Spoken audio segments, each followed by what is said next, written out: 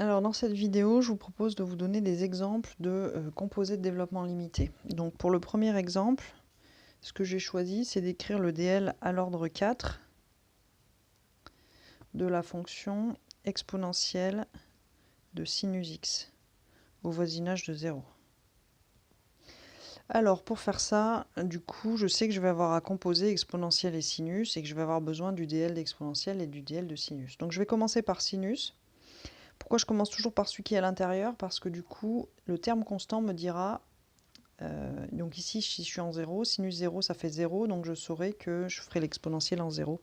Si jamais j'avais une autre fonction et que je trouvais 14,5, j'aurais dû faire le DL d'exponentielle en 14,5 à la place. Donc tout ça pour dire, je commence par le truc qui est à l'intérieur. Donc sinus x, j'écris son DL à l'ordre 4, donc ça me fait x moins x3 sur 6 plus petit o de x4 parce qu'il n'y a pas de terme d'ordre 4 dans le sinus.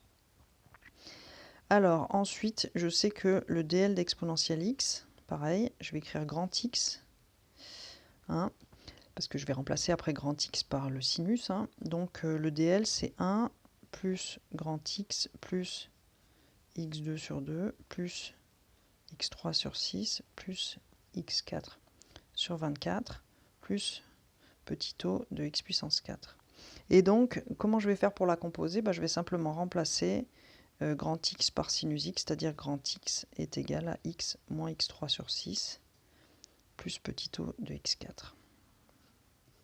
Donc allons-y, exponentielle de sinus X égale 1 plus, alors grand X, ça fait X moins X3 sur 6 plus petit o de X3.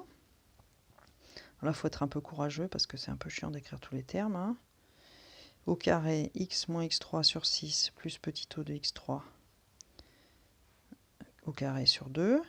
Donc là, pour la première fois, j'écris toujours les petits taux et tout. Au bout d'un moment, vous gagnerez du temps, vous pourrez accélérer, mais au début, sautez pas trop les étapes parce que sinon on se trompe en fait.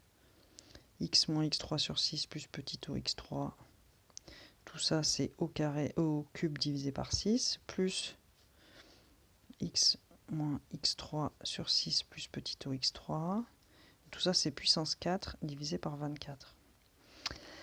Alors, c'est parti. On va trouver 1 plus x moins x3 sur 6 plus petit o de x3 pour en arriver là. Maintenant, je vais développer le carré.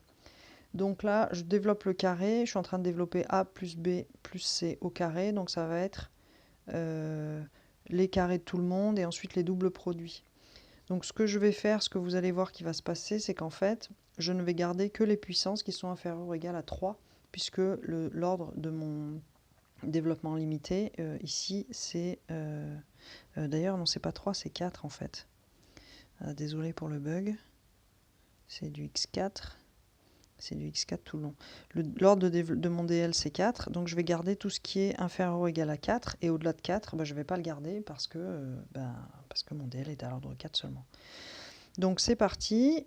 Ici, le carré de x, c'est bon, c'est bien de l'ordre 2. Ça fait x2. J'oublie pas la division par 2, hein, s'il vous plaît, sinon c'est juste le drame. Le carré de lui, ça fera du 6, donc ça marche pas. Et là, le carré de 8, ça sera de 4, ça sera du 8. Et donc, ça n'existe pas non plus. Enfin, ça disparaît dans le petit o là. Ensuite, les doubles produits, on en a un ici, là. Donc, ça va faire moins 2 x4 sur 6. Et il y a encore la division par 2 là. On l'oublie pas. Et ensuite, les doubles produits avec les petits taux, pareil, ça fera de la puissance au moins 5, voire 7. Donc, ça disparaît, on n'en tient pas compte. Donc voilà, c'est tout ce qu'on a. On n'a que 2 termes dans le développement de ce carré-là, parce qu'au-delà, c'est au-delà de 4. Alors, passons maintenant au développement du cube. Donc, développement du cube. Le premier, il y a d'abord tous les cubes, et ensuite, il y a les produits intermédiaires. On va voir qu'il n'y en a aucun qui vont rester, en fait. Donc, tous les cubes. Le premier cube, c'est x cube, divisé par 6. On n'oublie pas le divisé par 6. Et ensuite, les autres cubes, on n'en tient pas compte à cause de leur puissance trop grande.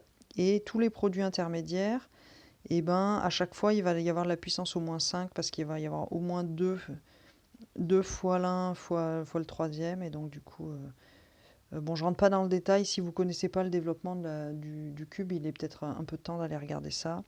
A plus B plus C au cube, comment ça fonctionne. Parce qu'il va y avoir A fois B, A fois B fois C, A fois B, ce genre de choses en fait. Donc à chaque fois, les morceaux, il y aura 3 morceaux. Et comme chacun des morceaux, il y aura, au pire du pire, on a X, X et X3, et ça fait déjà 5. Et donc toutes les puissances vont dépasser 4. Donc faites peut-être le développement une fois pour vous en convaincre, mais en fait c'est ça l'idée, c'est que les puissances disparaissent. Et pareil ici, la seule puissance qui va nous rester, c'est x puissance 4 divisé par 24, et toutes les autres puissances vont dépasser 5 en fait. Mais de la même manière, je vous encourage à faire le calcul au brouillon pour vous en convaincre et comprendre un peu ce qui se passe pour de vrai. Alors, tout ceci étant dit, où j'en suis? Alors, qu'est-ce qui me reste en constante? Il me reste que le 1. En x, bah, j'ai que lui, ouais, plus x. En x2, j'ai lui. En x3, alors, j'en ai un là, j'en ai un là, et ils sont de signe contraire d'ailleurs, donc j'ai plus rien. Et en x4, donc celui-là, ça va faire moins un sixième, et celui-là, plus un 24e.